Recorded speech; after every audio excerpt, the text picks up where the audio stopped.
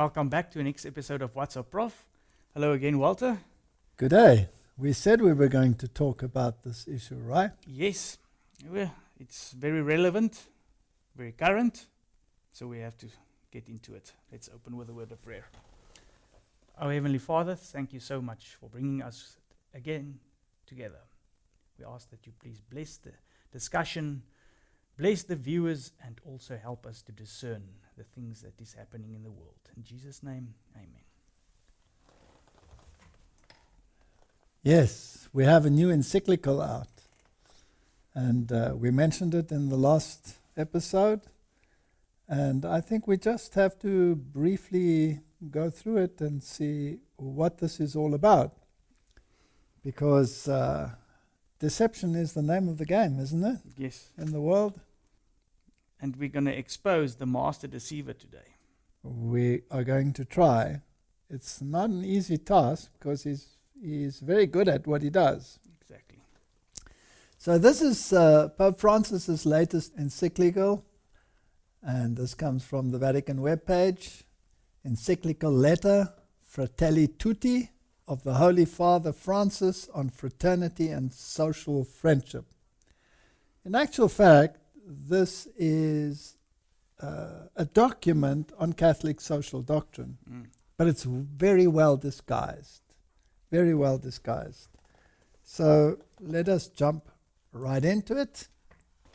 Here's an article in Crooks that just appeared, and it comes from October 6, 2020, where Bishop Michael Czerny gives his opinion on this encyclical. It's titled, Cardinal Says Pope's New Encyclical is a Warning.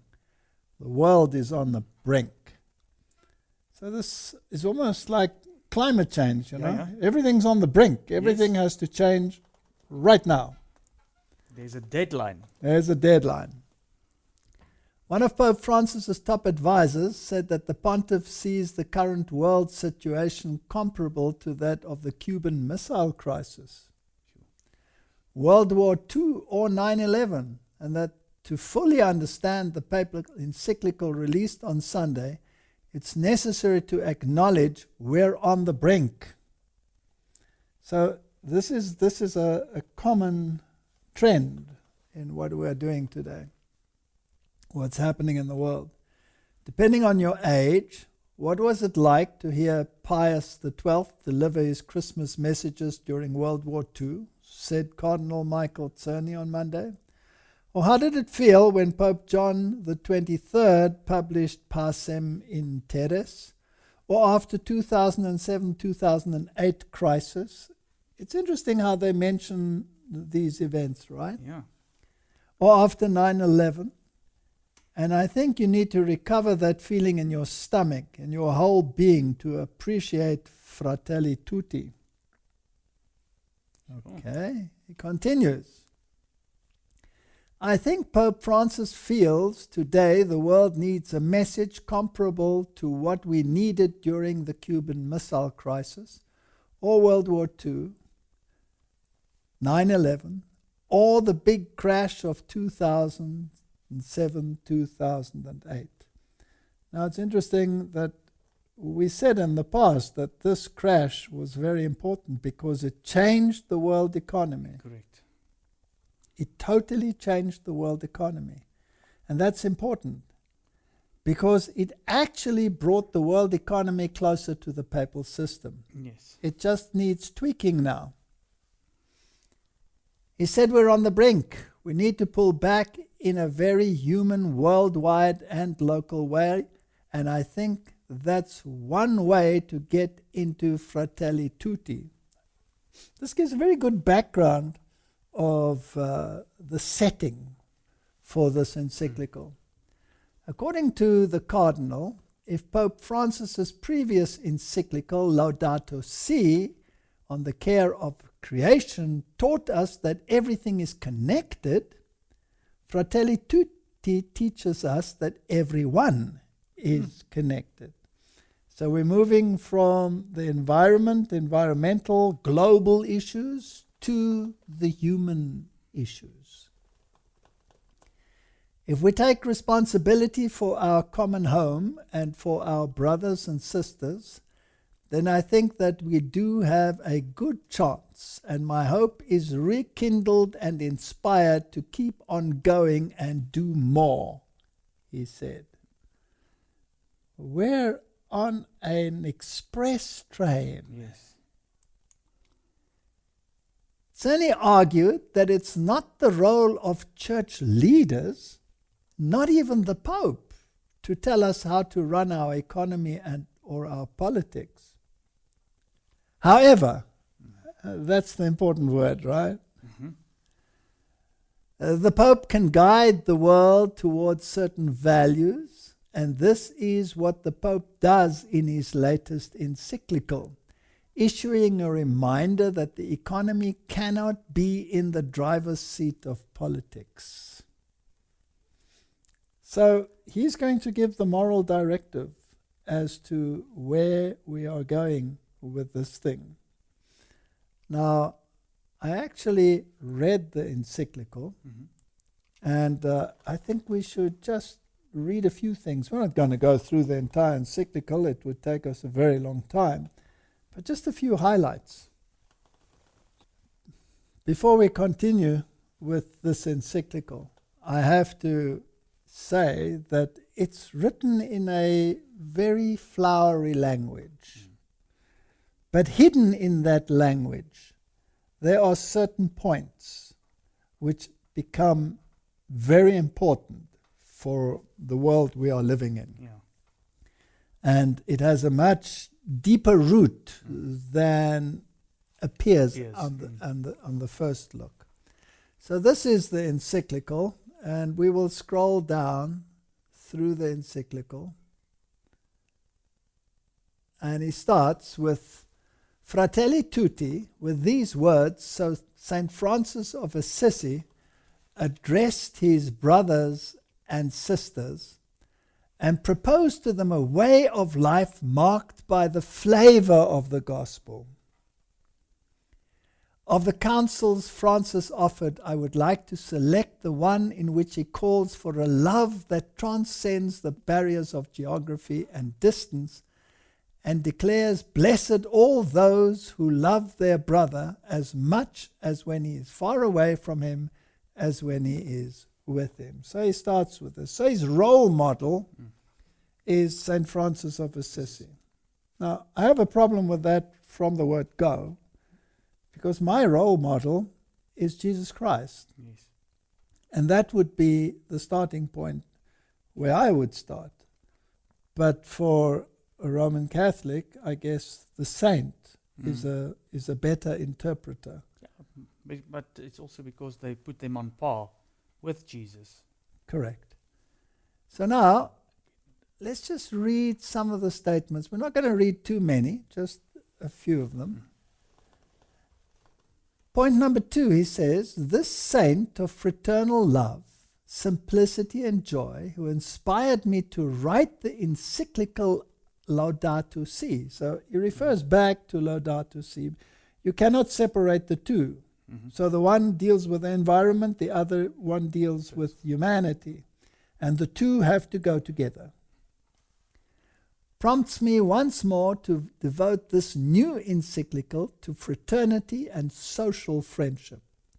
Francis felt himself a brother to the sun, the sea, and the wind, yet he knew that he was even closer to those of his own flesh.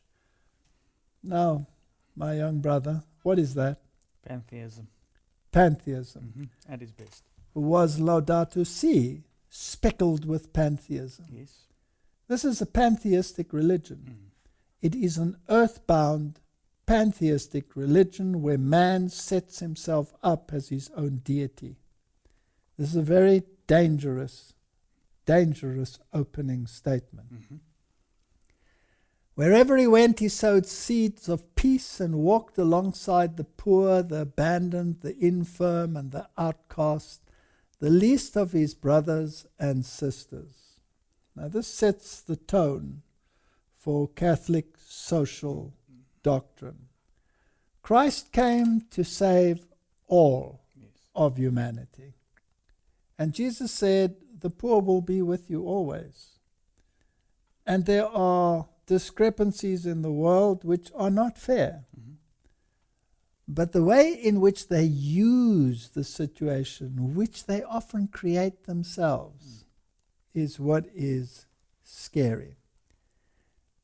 And then he starts off by talking about without borders. Mhm. No borders. Now, we don't have to go into great detail. We know that Donald Trump was very strict on borders and that there was a problem there with borders. So he goes into this. He even talks about walls and all of these issues.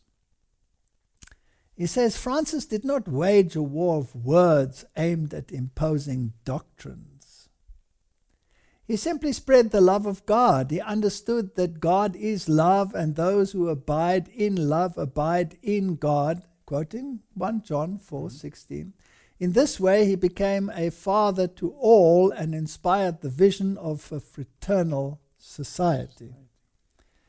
Now, the problem with this sentence is that this is how many people believe today. All you need is to preach about the love of Jesus, nothing else, or maybe just love, and leave out Jesus. Yes.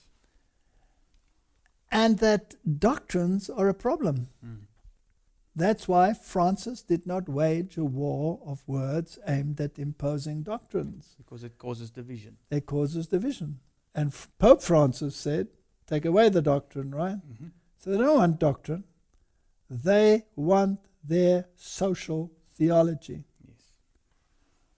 Now, their social theology will only work, of course, if there are enough poor people that they can get on board. So the poorer they can make society, the more likely they are to succeed in getting the power that they want. Yes. This was a very dangerous precedent.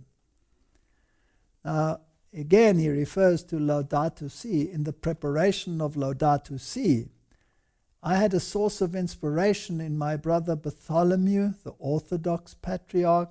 Then he says he had this grand Imam, Ahmad al-Tayyib.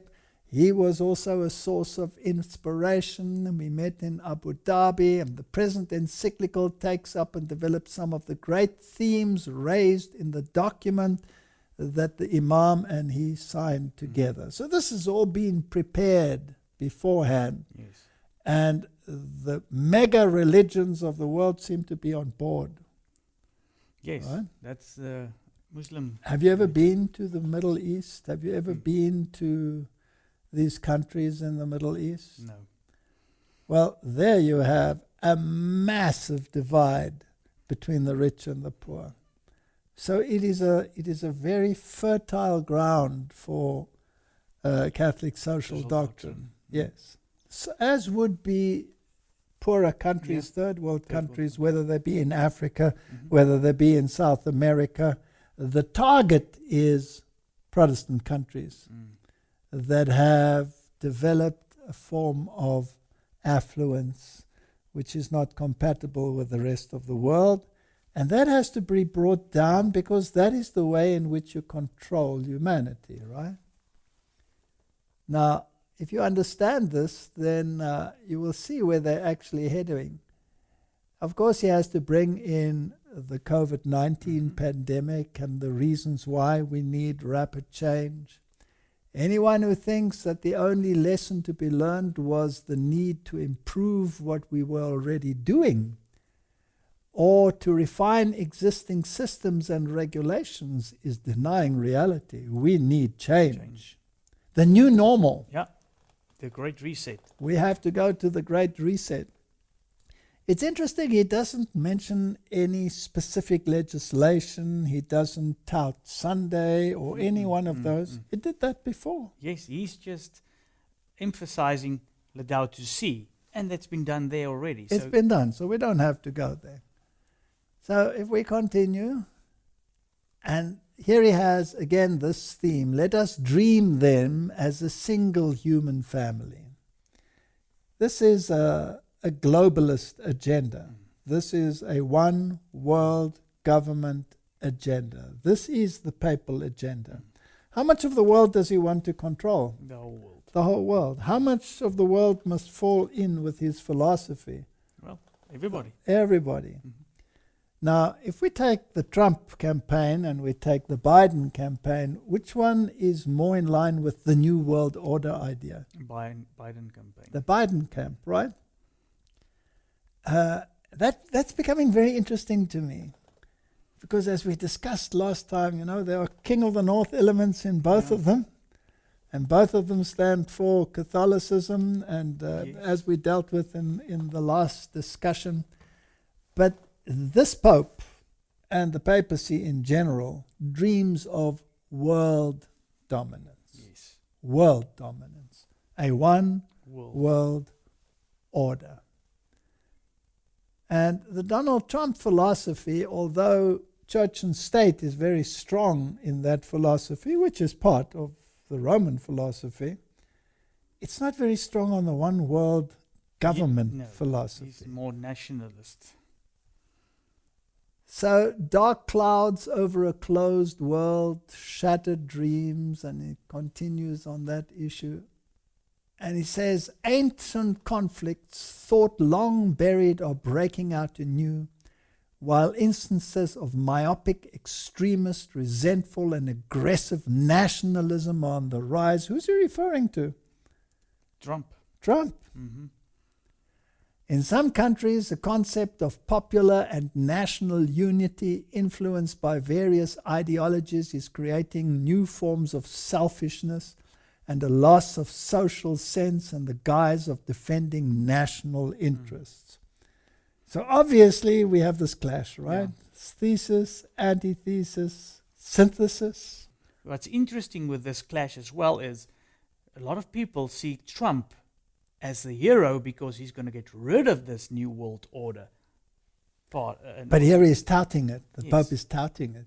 If you take the QAnon story, there are so many that are pinning their hopes. Social media has banned all QAnon mentions lately.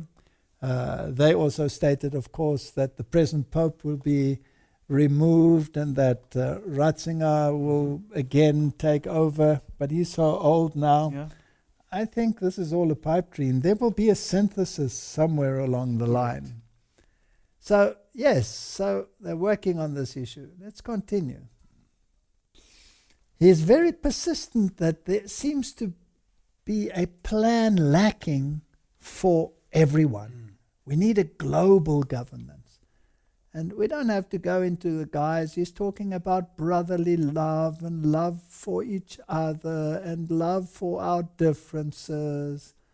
Evangelism is totally out of the picture.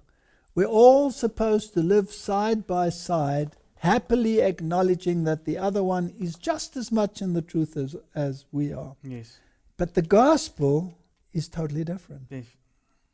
You The gospel says, go and go make to disciples. every tongue and nation and everybody and make disciples. Make disciples. And this is totally out in this new world order.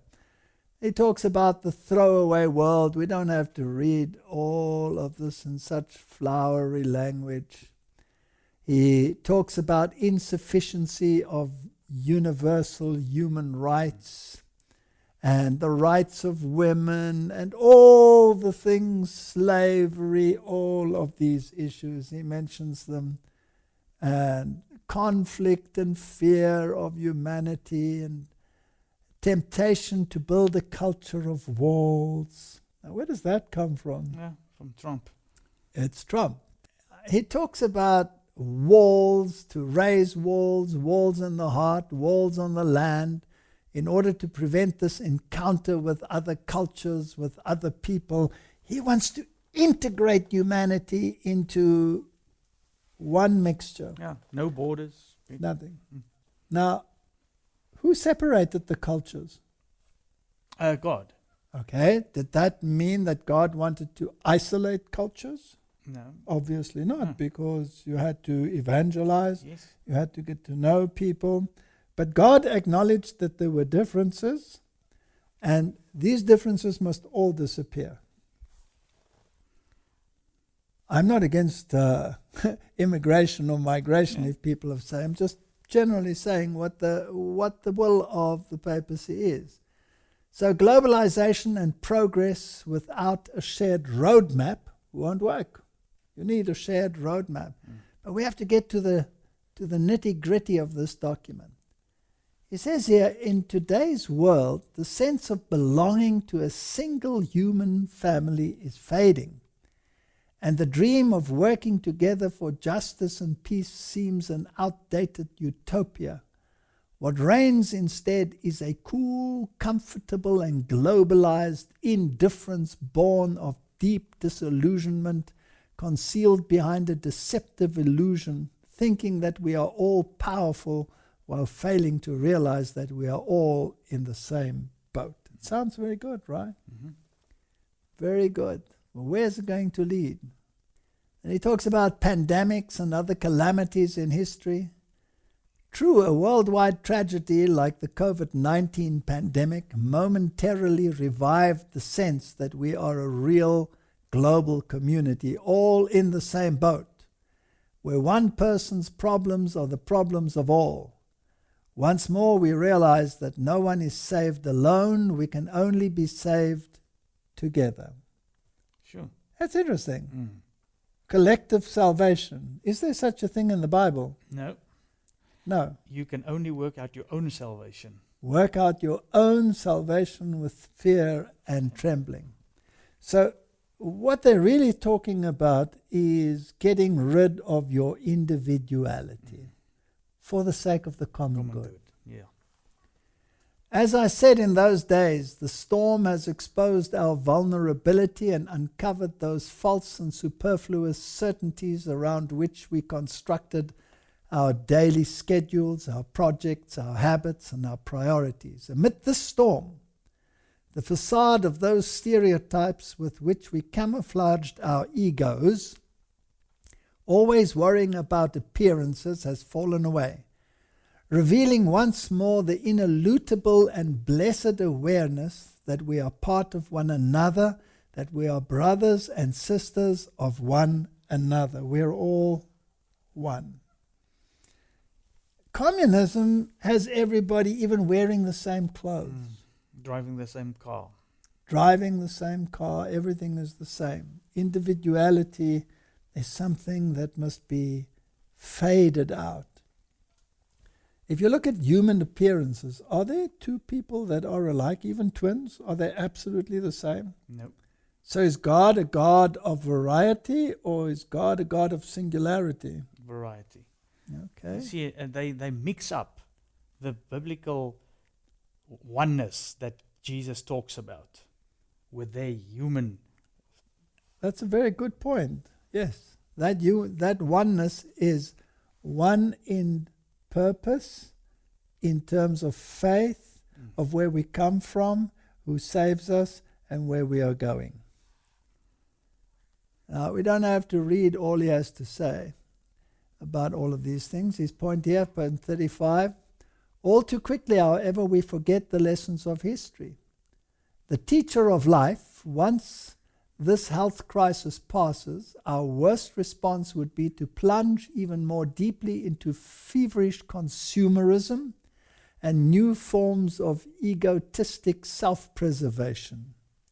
God willing, after all this, we will think no longer in terms of them and those, but only us.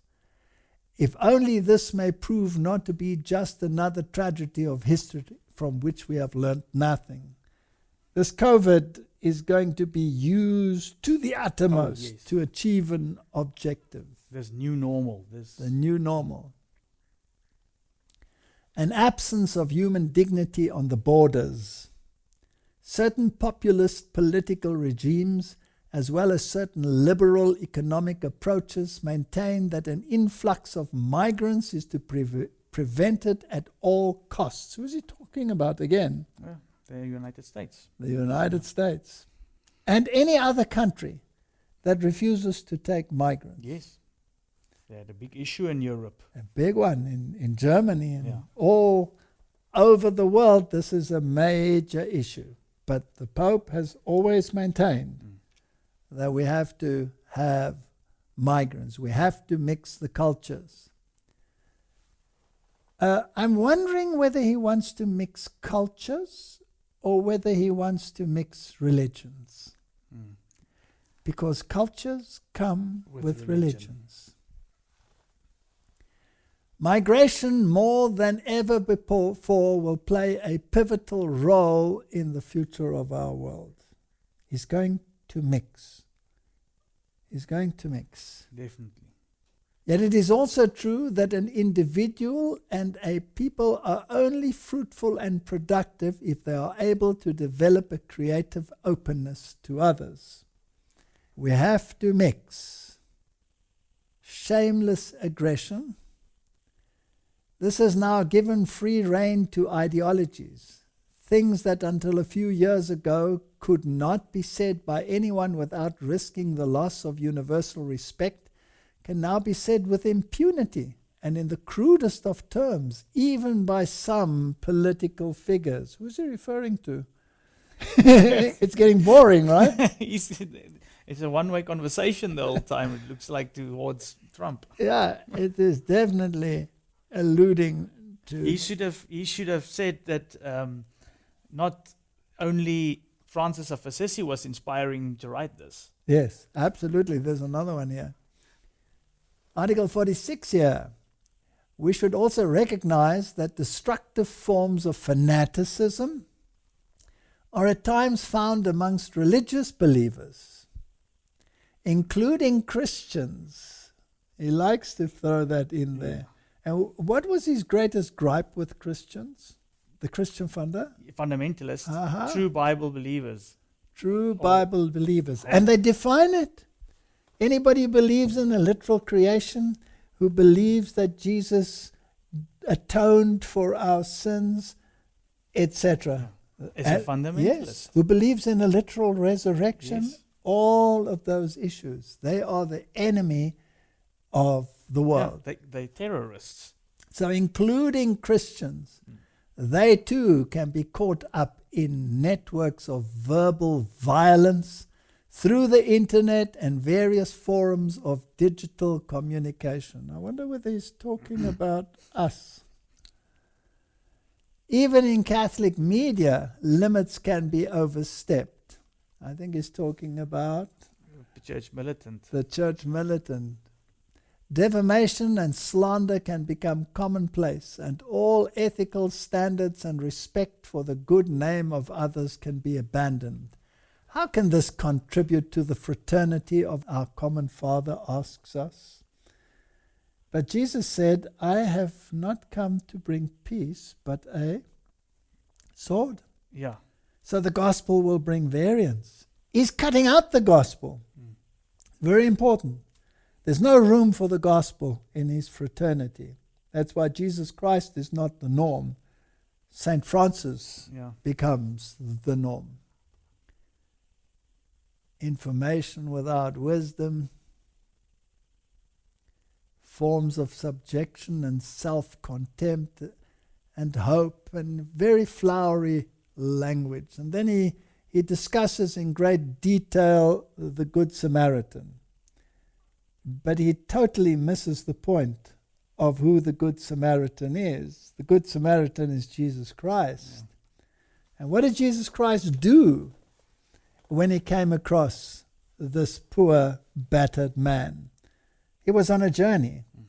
All the others that had passed by had come down from Jerusalem, and they ignored this man lying there. But the Good Samaritan went up to him and gave him oil and wine and dressed his wounds with that. The oil is a symbol of the Holy Spirit. Yes. The wine is the symbol of teaching, of doctrine. Yes, doctrine. So he gave him wine and he gave him doctrine. Because the church had neglected him. Come down. And then he put him on his own donkey, his own means of transport, and he took him to an inn, a very strange inn, because it was also a hospital. It's a symbol of the church. Yeah. And then he said to the innkeeper, here's some money. It's interesting that he gave him 2 pence. The same. 2 pence and said, I'm going away, but when I come again, I will reward you. But here's the money that is necessary to take care of these neglected ones in the hospital, the church. Now, just for interest's sake, a penny was a day's wages. So he gave him 2 days' wages. I'll let the people think about that for themselves. Because in cosmic weak thinking, a day would be 1,000 years. But let's not go there. We'll get into trouble. But it's an interesting thought. So he has this story about, this poor man and the Good Samaritan. And he doesn't make Jesus the Good Samaritan. We become the Good Samaritans. So we're going to skip his long story on the Good Samaritan, where he talks about all of these issues. It's interesting that the imams and everybody was so interested in this encyclical. And then there's this interesting heading, Neighbors Without Borders. This is definitely globalism on a grand scale, envisaging and engendering an open world. Yeah. This is New World Order stuff, right? Again, he has the topic here, open societies that integrate everyone, inadequate understandings of universal love, a love capable of transcending borders, is the basis of what in every city and country can be called social friendship. Genuine social friendship within a society makes true universal openness possible. He's obviously referring to Catholic social doctrine, and we'll see he gets to the point a little bit later in his encyclical. Now, what is the role of the church according to the Pope? It's to promote moral values. Now, in his case, whose moral values? His own. His own, the church's, right? Not the biblical ones. No. So he writes, nor can we fail to mention that seeking and pursuing the good of others and of the entire human family also implies helping individuals and societies to mature in the moral values that foster integral human development. Now, those moral values come from the papacy. He's building up. He's building up. He writes, here, regrettably, I feel bound to reiterate that we've had enough of immorality and the mockery of ethics, goodness, faith, and honesty. It is time to acknowledge that light-hearted superficiality has done us no good. Once the foundations of social life are corroded, what ensues are battles over conflicting interests. Let us return to promoting the good. What good? Common good. Common good. For ourselves and for the whole human family, and thus advance together towards an authentic and integral growth. Every society needs to ensure that values are passed on. Otherwise, what is handed down are selfishness, violence, corruption in its various forms, indifferent, and ultimately a life closed to transcendence and entrenched in individual interests. Individuality must go. We need common values, common good. It's like you said in the previous episode, the freedom of religion is just as long as it coincides with the common good. Absolutely. And if we do not understand this buttery language in which it is written will confuse people. If you don't understand the agenda behind papal thinking, you will miss the point of what he is writing.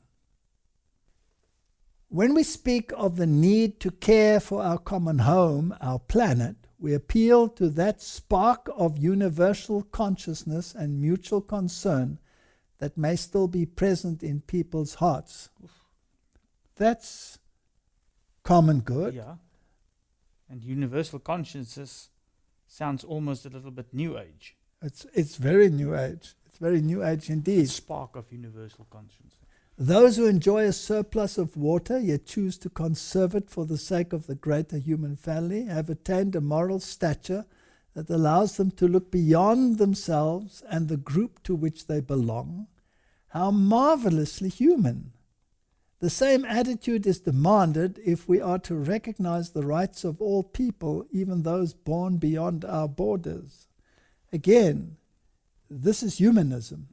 God is left out of the picture. Yeah. And the morality that leads you to do something good comes from within humanity, which is New Age thinking. Exactly. And not This is very New Age. Yeah. very New Age indeed, not biblical at all. The common destination of created goods. Now it gets interesting. This led them to realize that if one person lacks what is necessary to live with dignity, it's because another person is detaining it. This is a very interesting way of thinking. So if you have something and another person doesn't have, you are at fault because you have. Not the other person because he doesn't bother to attain it. Well, there are some that can't attain it and they have to be taken care of, true. But this is typical social doctrine of the Roman Catholic Church. St. John Chrysostom summarizes it in this way. Not to share our wealth with the poor is to rob them and take away their livelihood. In other words, if you own something, you are a thief. Mm-hmm. The riches we possess are not our own, but theirs as well. In the words of St. Gregory the Great, when we provide the needy with their basic needs, we are giving them what belongs to them, not to us. No. This is not biblical thinking. No. If you provide the needy with the means to be able to take care of themselves, if you educate people, if you give them incentives to work and to attain, then they don't have to find the riches in someone else's house. This is a reflection of rerum novarum. We will talk about that in a moment. This is Catholic social thinking at its best, or in my opinion, at its worst.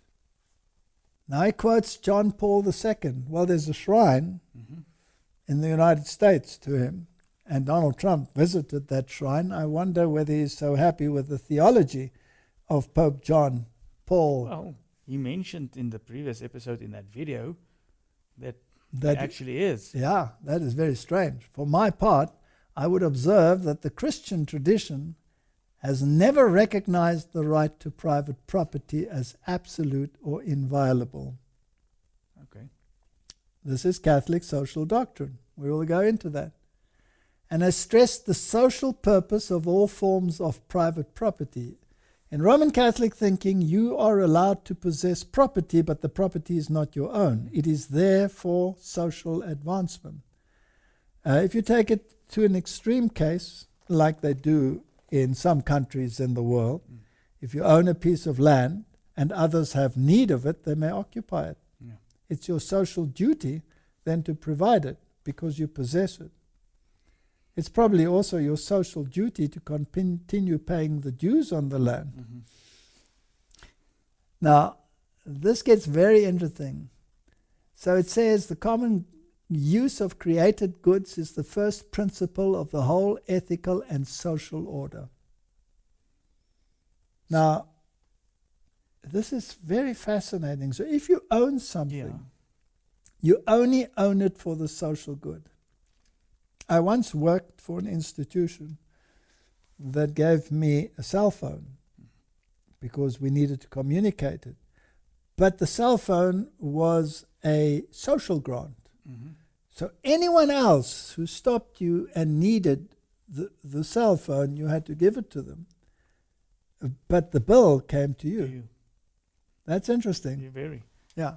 So nothing you own is actually yours. If you drive a Nothing private car, then It's somebody not your car. it's not your car. If someone has need of it, he can take it. It is natural and inherent right that takes priority over others. All other rights having to do with the goods necessary for the integral fulfillment of persons, including that of private property or any other type of property, should, in the words of St. Paul VI, in no way hinder this right, but should actively facilitate its implementation. You don't own anything. He's referring to the encyclicals of Pope John Paul II. He's referring to the encyclicals of Paul VI. We'll have to have a quick look at those. In no way hinder this right, but should actively facilitate its implementation. The right to private property can only be considered a secondary natural right, derived from the principle of the universal destination of created goods. This has concrete consequences that ought to be reflected in the workings of society. Yet it often happens that secondary rights displace primary and overriding rights, in practice making them irrelevant. So you're using your property for your own, but it's a bad thing. That's a no-no in Catholic thinking. Now, in the Middle Ages, they had the clergy, and then they had the elite. The elite were the landowners, and the serfs occupied the land, but they didn't own the land. So we're going to head for a similar system under this order. So a major company will provide the housing, and you become basically a slave to the company. That the company then takes the place of the elite landowners of ancient times, the nobles. Yeah. So we have the same system. Rights without borders. No one then can remain excluded because of his or her place of birth, much less because of privileges enjoyed by others who were born in lands of greater opportunity. The limits and borders of individual states cannot stand in the way of this.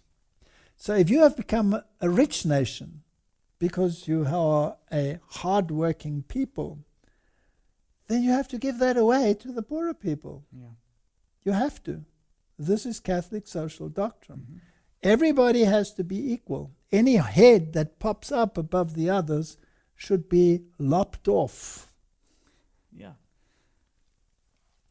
Development must not aim at the amassing of wealth by a few, but must ensure human rights, personal and social, economic and political, including the rights of nations and of peoples. So what applies to the individual applies to the nations. So capitalism, in all its forms, must disappear.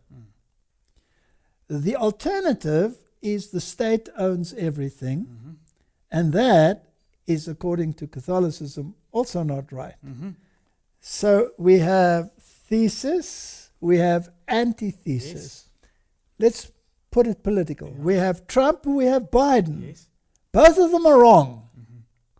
We need a Both of them are wrong. We need a synthesis. church and state. Church and state together. You have private property, but only under a social mortgage. And anything that you own is not yours. Yeah. Interesting, in the previous episode, Biden said that he lives by the social doctrine Of the church. Roman Catholic Church. And what Now, Bernie Sanders was boasting about the fact that he went to the Vatican and there took part in these discussions of economics. And he was boasting that his philosophy is the Catholic social philosophy. And the Americans looked at him and said, this man is extreme. They haven't seen anything yet. They haven't seen anything yet. But let's continue. This is just another thing that was coming to mind now. Amy Coney Barrett belongs to that group people of praise. Yes. And according to the articles, they already also have a sort of social, everything belongs to everybody. They share their incomes and Absolutely. everything. Absolutely. So Catholic social doctrine, when that becomes the norm, we will realize where this is really leading. We'll talk about it in a moment. So the right to private property is always accompanied by the primary and prior principle of the subordination of all private property to the universal destination of earth goods, and thus the right of all to their use. You have nothing. Now, is this biblical? No. No. Do we have a story in the Bible where a government who wanted to take away the land of a private landowner? Do you remember the story of Ahab Yes. and Naboth's vineyard? Yeah. And Ahab wanted the vineyard. Yes. And Ahab said, I want this vineyard. And Naboth said to him, I'm sorry. This is my inheritance. From whom? From God. From God. Yeah. This is my God-given right. It is not yours. Do you remember who said to him, don't worry, I'll get it for you? Jezebel. Jezebel. And Jezebel serves as a type of whom? The Roman Catholic Church. Aha, how do we know? Because if you go to the middle church in the book of Revelation, there is Jezebel, who is tolerated by the church. She is dealing in purple and Yes. red, the colors of the Roman Catholic Church. She is the one who says, I'll get it for you. So who's mightier, the king or Jezebel? Jezebel. Jezebel. His countenance was sad, the Bible says. And Jezebel, what did she do? She had him murdered. killed him. She killed him. So do you think governments can sometimes sanction the killing of people who own land? Yes. Do you think it could happen? By whose instigation? The church. By Jezebel. Yeah. Roman So Catholic this is Church. what we're seeing here. And it states here quite clearly that the bishops of the United States have been teaching this. As the bishops of the United States have taught, there are fundamental rights that precede any society because they flow from the dignity granted to each person as created by God. This is the common good, and this is natural law.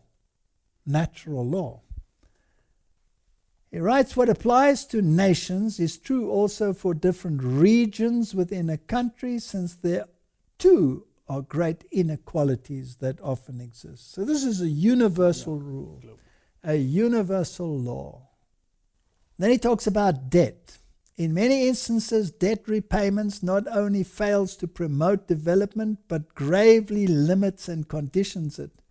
While respecting the principles that all legitimately required debt must be repaid, the way in which many poor countries fulfill this obligation should not end up compromising their very existence and growth. In actual fact, he is pleading for the total abolishment of all debt. The United Nations, his speech he addressed, he said, please, Get have rid to of get it rid all. of all debt, especially Get rid of because all of the debt. COVID-19 situation.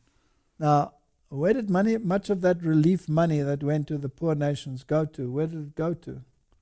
Did it go to the people, or did it go to the pockets of the leaders? Pockets. Borders and their limits. A response to the arrival of migrating persons can be summarized by 4 words: welcome, protect, promote, integrate.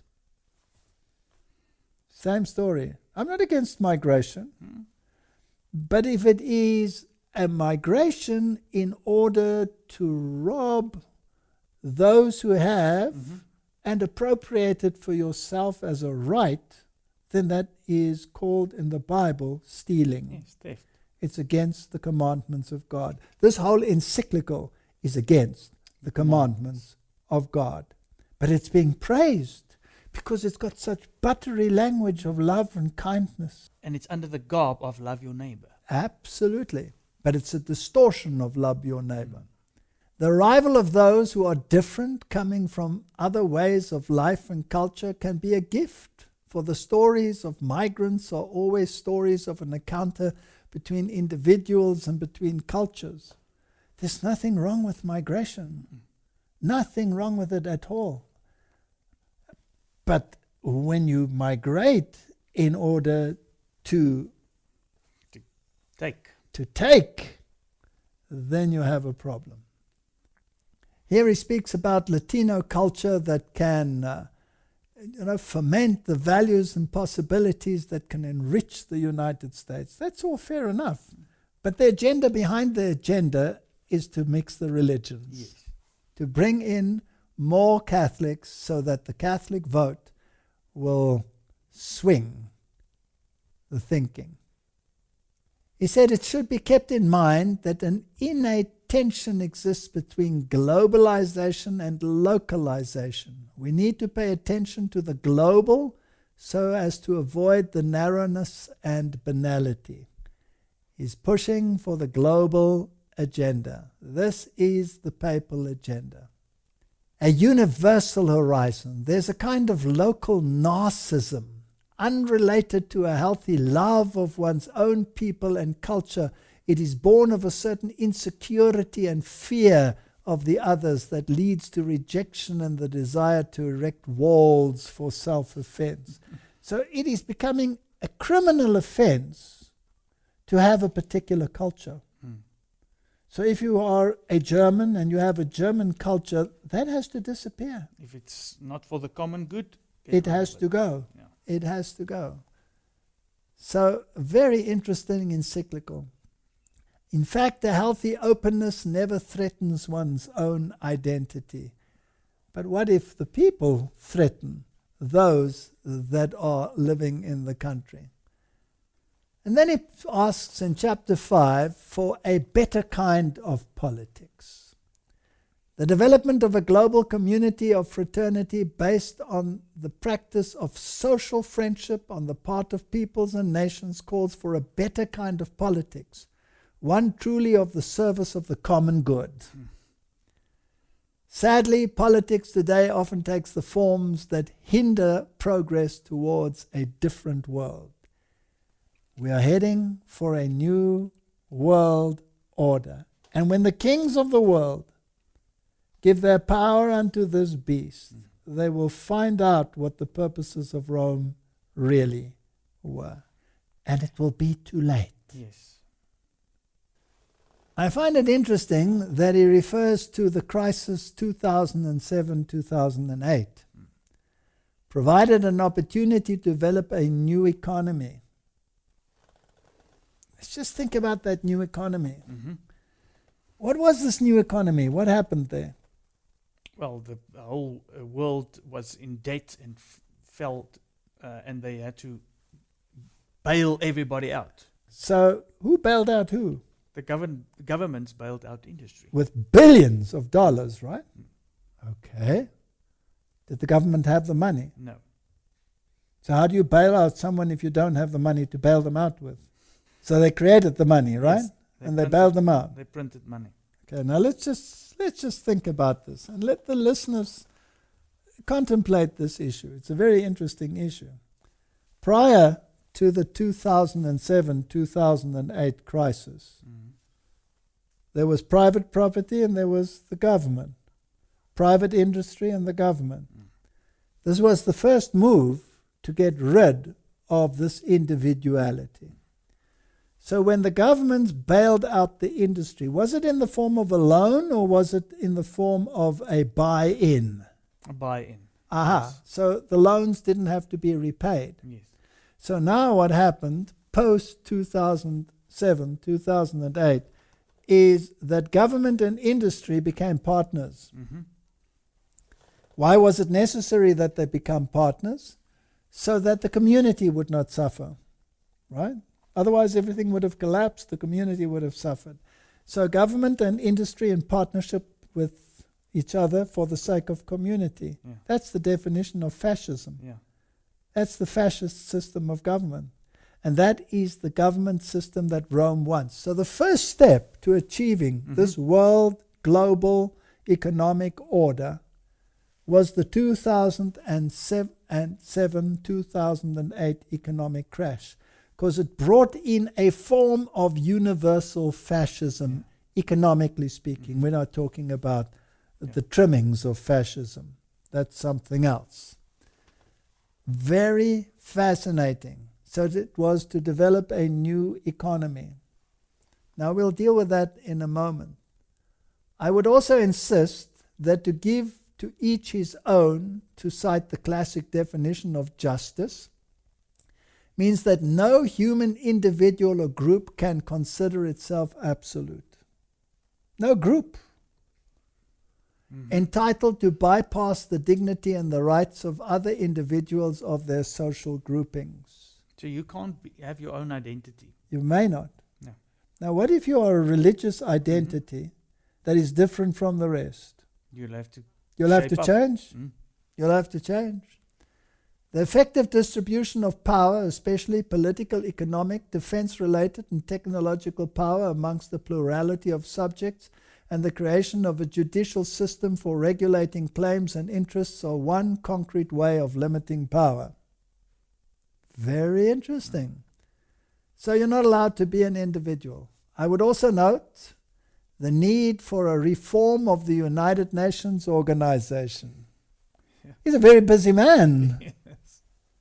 And likewise of economic institutions and international finance, so that the concept of the family of nations can acquire real teeth. Yeah.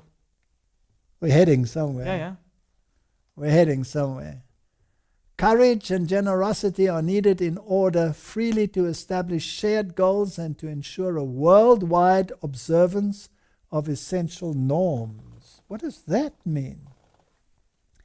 I wonder whether Catholic morality and Catholic worship of the sun god are included in this essential norm. It did say so in Laudato Si, to which he referred to many, many times. And it seems as if your individual or group identity will have to give way to this new norm. Much need to change. Through fundamental reform and major renewal, only healthy politics involving the most diverse sectors and skills is capable of overseeing this process. I wonder whether he is setting himself up as the master puppet man. The moral leader. The moral leader of the world. We need political love in order to do this. Now let's get to the nitty-gritty. At a time when various forms of fundamentalist intolerance are damaging relationship between individuals, groups, and peoples, any idea who we could be talking about? Let us be committed to living and teaching the values of respect for each other, a love capable of welcoming differences, and the priority of the dignity of every human being over his and hers ideas, opinions, practices, and even sins. Even as forms of fanaticism, close-mindedness, social and cultural fragmentation proliferate in present-day society, a good politician will take the first step and insist that different voices be heard. Disagreements may well give rise to conflicts, but uniformity proves stifling and leads to cultural decay. May we not be content with being enclosed in one fragment of reality. So if you have a particular religious norm, you better shape up or ship out. Yes. In this regard, the Grand Imam and I have called upon the architects of the international policy and the world economy to work strenuously to spread the culture of tolerance and living together in peace. It sounds very good. Yeah, the two major religions he's talking about. He's talking about the two major religions. When one part of society exploits all that the world has to offer, acting as if the poor did not exist, there will eventually be consequences. Sooner or later, ignoring the existence and rights of others will erupt in some forms of violence, often when least expected. Now, my brother, did you create the poverty in this world? No. Did you come to this world very rich, or did you come to this world like everyone else? Everyone else. Did you have to work to achieve whatever you have achieved in life? Mm-hmm. Is it your fault if governments or systems suppress others? No.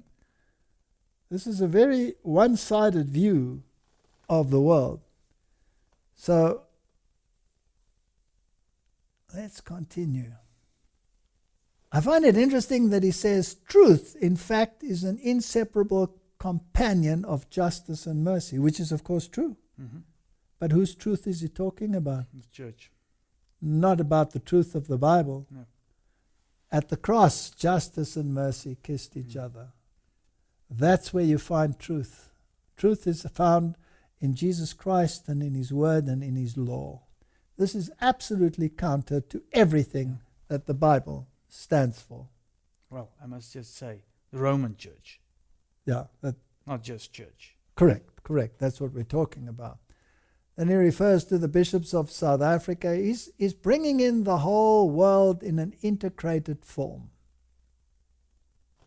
In point 275, he says, it should be acknowledged that amongst the most important causes of the crisis of the modern world are a desensitized human conscience, a distancing from religious values, and the prevailing individualism,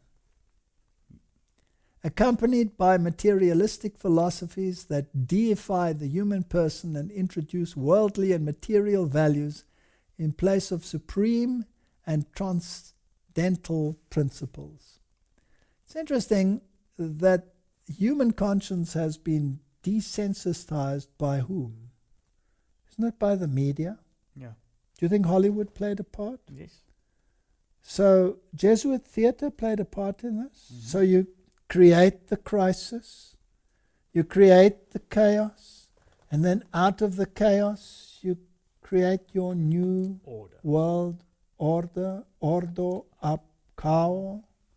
Very interesting. Individualism has to go. And it's linked to religious values. Whose religious values?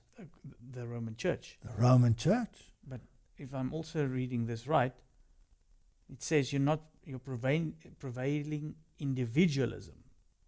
Yes. So you're not allowed to have your individual religion. No. If it's No. not- You have to serve the common good. Mm. Freedom of religion is only valid as long as it serves the common good. And who determines the common good? The Roman Catholic Church. That's why it says here, room needs to be made for reflection born of religious traditions. In vain you worship me, teaching The doctrines for of men. doctrine the commandments of men. Yes. You have made void the law by your traditions. They are the repository of centuries of experience and wisdom. Here again, he places tradition above the Word of God. This is a very dangerous encyclical. For these reasons, the Church, while respecting the autonomy of political life, does not restrict her mission to the private sphere. Church and state. Church and state together. On the contrary, she cannot and must not remain on the sidelines in the building of a better world, or fail to reawaken the spiritual energy that contribute to the betterment of society. It is true that religious ministers must not engage in the party politics that are the proper domain of the laity, but neither can they renounce the political dimension of life itself. The Church will dictate. And they make the distinction between laity and hierarchy. Yeah. Again, that's unbiblical too.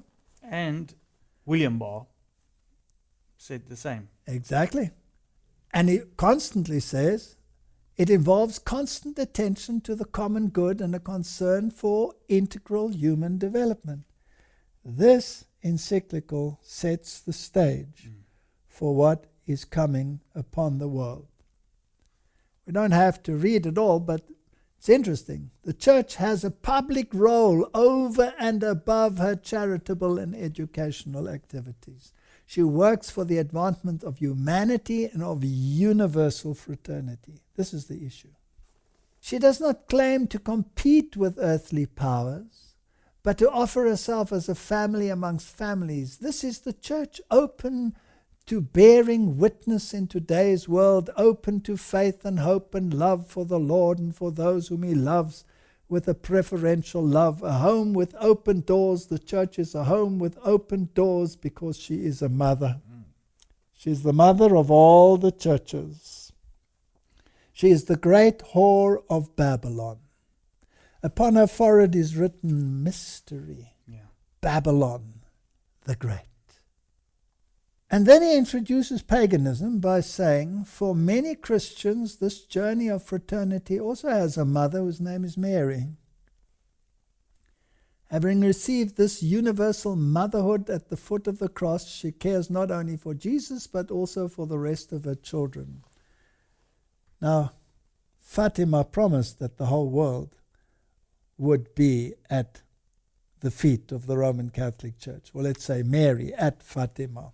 It's interesting that they called it Fatima, and it brings, of course, the Muslim world into union with the Catholic world. But be that as it may, I think we've read enough of this encyclical to get the point. Yes. I want to point the viewers to this book, Ecclesiastical Megalomania, by John Robbins. It's a very fascinating book. And if you want to know more about Catholic social doctrine and the economic principles of the Roman Catholic Church, then you would be wise to read this book. I just want to read one or two statements here which might interest you. He quotes here Monsieur John Ryan, the Roman Catholic architect of the New Deal, and of course that was a Jesuit, and it says, but constitutions can be changed, and non-Catholic sects may decline to such a point that the political proscription of them may become feasible and expedient. What protection would they have then against the Catholic state? That's interesting. The latter could logically tolerate only such religious activities as were confined to members of the dissenting groups. It could not permit them to carry on general propaganda, nor accord their organizations certain privileges that had frequently been extended to all religious corporations. For examples, exemption from taxation as an example. The church will rule. In 1948, the Jesuit Cavalli explained Roman Catholic state political strategy in La Civiltà Cattolica. It says the Roman Catholic Church, convinced through its divine prerogatives of being the only true church, must demand the right of freedom for herself alone. Because such a right can only be possessed by truth, never by error.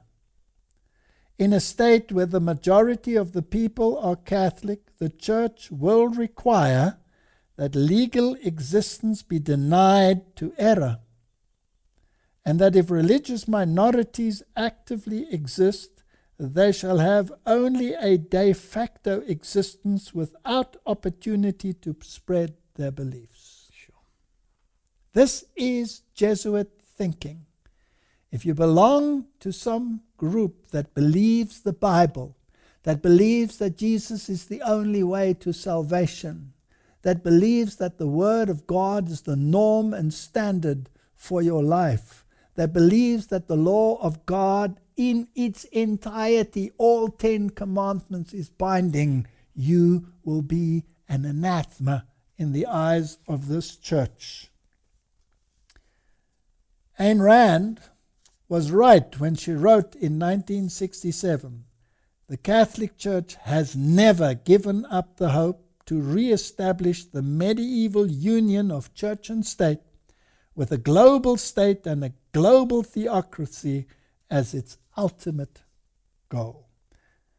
He writes further, the Roman Church state in the 20th century, however, is an institution recovering from a mortal wound.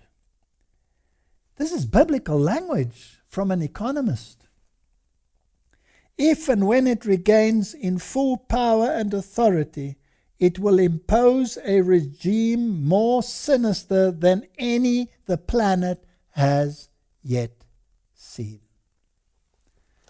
And if people still do not believe us, let us just go through a few papal statements to show that this encyclical is absolutely in harmony with papal thinking and has nothing to do with fraternity and brotherly love. It has to do with megalomania and power hunger. I find it very interesting, my young brother, that Archbishop Quigley in 1903 in the Chicago Tribune wrote the following: when the United States rules the world, the Catholic Church will rule the world. And that is why the battlefield is in the United States of America. And the ideology which will eventually surface there, when this thesis and this antithesis, let's say Biden and Trump, clash, will produce the synthesis that has been prepared and already implemented since the 2007 and 2008 economic crash.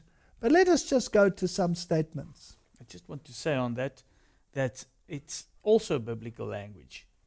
The image of the beast will give all its power to the beast. Absolutely.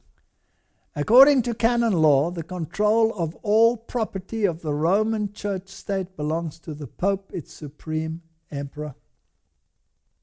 It's very clear. Yep. These are statements. This comes from Thomas Rees, Inside the Vatican, The Politics and Organization of the Catholic Church, Harvard University Press. The economic thought of the Roman Catholic Church. Private property. Thomas Aquinas wrote no treatise on economics, but his thinking based on that of Aristotle, very interesting, not based upon the Bible, just like Francis, is foundational for understanding the economic thought of the Roman Church state. This is The Growth of Economic Thought by Henry Siegel. Roman Catholic economic thought has developed by the popes in their encyclicals and by Roman Church state councils has been a contributor to feudalism and guild socialism in Europe during the Middle Ages, fascism in Italy, Spain, Portugal, Croatia, and Latin America in the 20th century, Nazism in Germany in the 20th century, interventionism and redistributive state in the West, including the United States in the 20th century, liberation theology in Latin America and Africa in the 20th century. And now we're heading for the climax. Yeah. Thomas Aquinas discussing private property. The possession of all things in common is the natural law. Thomas wrote, the possession of all things in common and universal freedom are said to be of the natural law, because to wit, the distinction of possessions and slavery were not brought in by nature, but devised by human reason for the benefit of human life. Let's see how he continues. The community of goods, wrote Thomas, is ascribed to natural law. Not that natural law dictates that all things should be possessed in common and that nothing should be possessed as one's own, but because the division of possession is not according to natural law, but rather arose from the human agreement which belongs to positive law, hence the ownership of possession is not contrary to the natural law, but an addition thereto devised by human reason. They always write in this way. They write in this way to this very day. Exactly. This it actually so that the sounds, common person shouldn't understand what they are saying. but it's actually sounding as if you're just continuing continuing reading The Pope's Pope's Encyclical. encyclical. Absolutely. He writes, hence, what certain people have in superabundance is due by natural law to the purpose of succoring the poor. Did we just read that? Yep. We just Exactly the same. we just read that in the encyclical. Okay. He writes further, because the goods of some are due to others by natural law. The goods of some are due to others. There's no sin if the poor take the goods of their neighbors. Okay. So in other words, you can break the commandments of God, that's fine. I've seen my neighbor has got some nice things. Maybe I can go over because Absolutely. I consider myself poor. In cases of need, all things are common property, so that there would seem to be no sin in taking another's property, for need has made it common. So who determines the need, my young brother? Well, according to this, you yourself. You determine Yeah. it. And the church will help you Mm-hmm. to determine it, right? Yeah. Not only is such taking of another's property not a sin, it is not even a crime, according to Thomas. It is lawful for a man to succor his own need by means of another's property, by taking it either openly or secretly. Nor is this, properly speaking, theft and robbery. It is not theft, properly speaking, to take secretly and use another's property in a case of extreme need, because that which he takes for the support of his life becomes his own property by reason of this need. And a case of like need, a man may also take secretly another's property in order to succor his neighbor in need. Now in the United States and in many countries around the world, we've had riots and looting. And 99% of the time, the looters get away scot-free, and the owners are sitting crying because their goods have been redistributed Yeah. without consequence. So you don't have to question anymore why that happens, that when people take something of somebody else, Yes. nothing happens And to why them. you should actually defund the police. Mm. Get rid of them. Because everything is common. You have no right to have something in superabundance. Now, if you have a store full of things, that's really a superabundance. How Yeah. about just looting the store? Yeah. That's fine. No consequence. The church says it's not a sin. The Roman Catholic doctrine of private property is echoed in the 19th century communist slogan, from each according to his ability, to each according to his need. So human rights are more important than property rights. It was the creed of Lyndon Johnson's Great Society: we shall take from the haves and give to the have-nots who need it so much. It appears in the literature of fascism, Nazism, liberation theology, interventionism, and socialism. This is what the Bernie Sanders people and all of them are all about. This is Roman Catholic doctrine. Now, John Paul II, who is such a hero in the United States at the moment, expression of his 1987 encyclical on social concern: it is necessary to state once more the characteristic principle of Christian social doctrine. The goods of this world are originally meant for all. The right of private property is valid and necessary, but it does not nullify the value of this principle. Private property, in fact, is under a social mortgage. It doesn't belong to you. It belongs to everyone. Which means that it has an intrinsically social function based upon and justified precisely by the principle of the universal destination of goods. So who owns everything? The church. And nobody else owns anything, not even governments. No. The church owns everything. Everything. If you go back in history and you go to the map of South America, where the Pope took his finger and said, this belongs now to my good country Portugal. This here belongs to my good country Spain. If you do not toe the line, I'll take it away from you and give it to someone else. He'll put his hand over Czechoslovakia and say, well, the Czech Republic, and say, this no longer exists because a Jan Hus dared to sway the populace away from Rome. that country, that economy won't exist.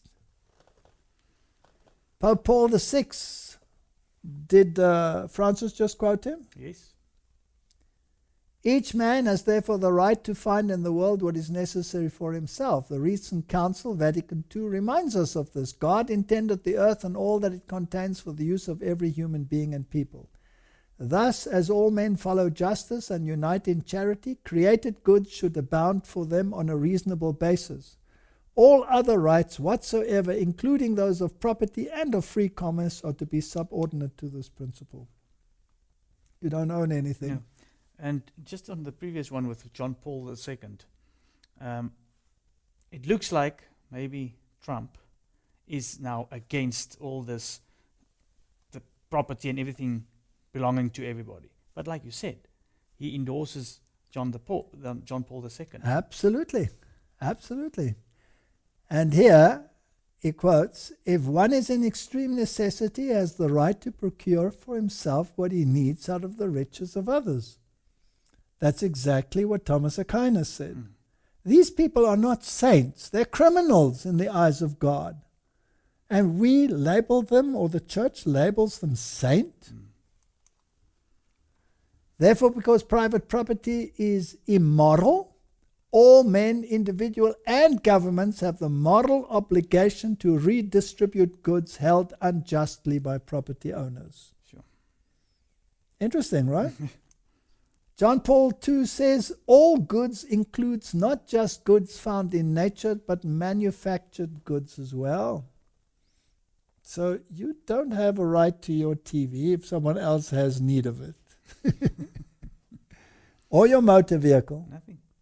Hijacking. Everything is permissible. No wonder society is in the state that it is in. They have made void God's law. This system is called by God lawlessness. The man of sin, the man of lawlessness. This is what he is. He makes void the law of God and sets himself up as the moral value system of the world in the name of the very one who he is usurping of his power. Yeah, Jesus. Absolutely. And I get very passionate about this. And I would just also again like to reiterate. Don't think, but this is the Pope and this is the Roman Catholic Church. It's just nothing. You just heard in the previous episode, Biden and Trump uplift this institution. Yes, and not only that, the groundwork for the implementation of these things has already been done. Yeah. So this is not a philosophy somewhere on the horizon. This is at the door. And this encyclical that you've just been going through acknowledges also that Rome has not changed. Rome has not changed one iota.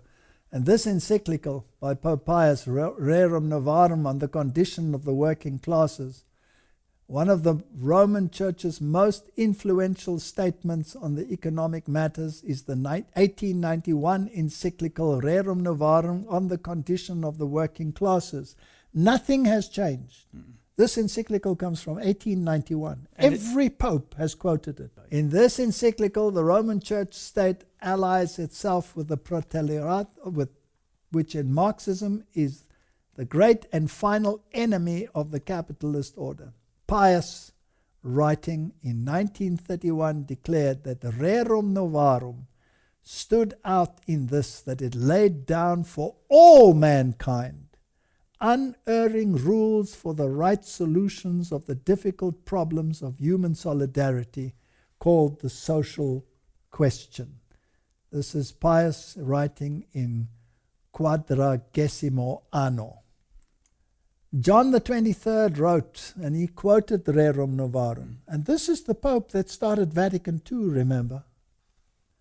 By far the most notable evidence of this social teaching and action which the Church has set forth through the century undoubtedly is the very distinguished encyclical letter Rerum Novarum.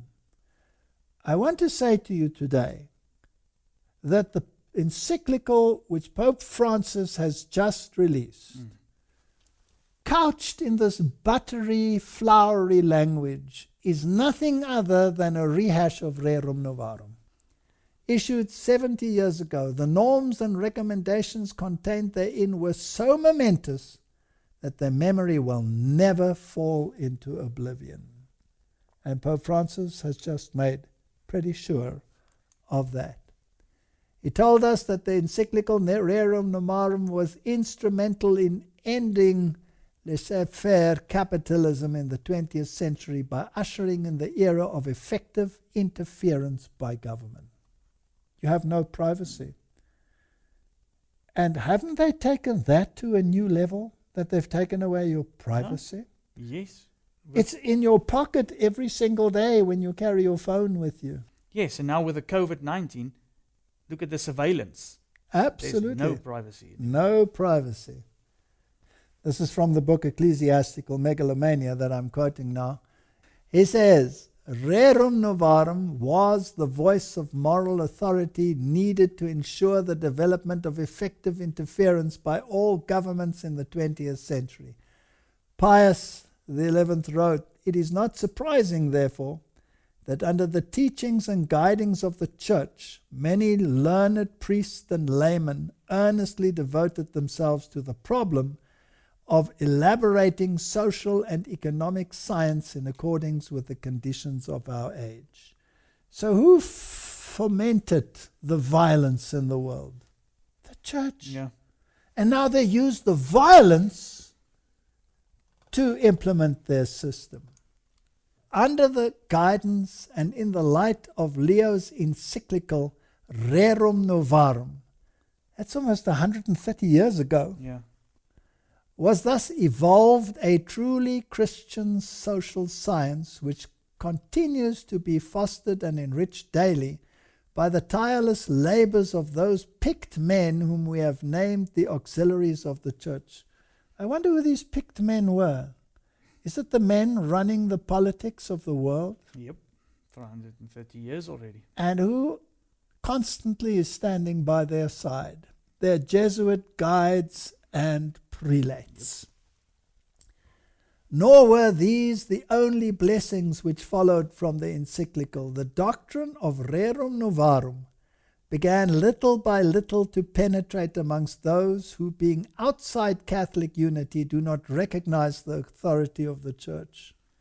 The kings of the world will give their power unto the Church, unto the Roman Catholic system, and it's going to happen.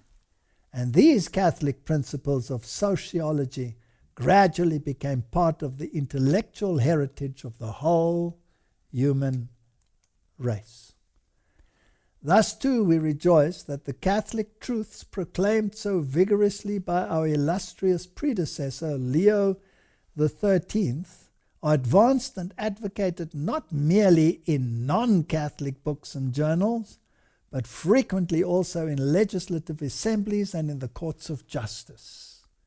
The Bidens of this world, the Bernie Sanderses of this world, they are speaking this language. Those picked men, fascinating language, secret societies, conspiracy theories. Our friends will have a field day about conspiracy theories. So John Robbins sums it up, and he asks the question, who are those picked men? He says, those picked men we have named the auxiliaries of the Church, quoting what the Pope had said, who have been so instrumental in ending the free enterprise system of the 19th century and substituting a system of effective interference in government in the 20th century. Who those picked men are, I do not know. Well, I think we are watching those picked men speaking on our television screens every day. Yes. Pius wrote in his encyclical, under fascism, property owners may keep their property, titles and deed, but the use of their property, as Leo XIII wrote, is common. This is exactly what Pope Francis said. Fascism is a form of socialism that retains the forms and trappings of capitalism, but not its substance. Under fascism, property titles and deeds are intact, but the institution of private property has disappeared. You appear to own the land.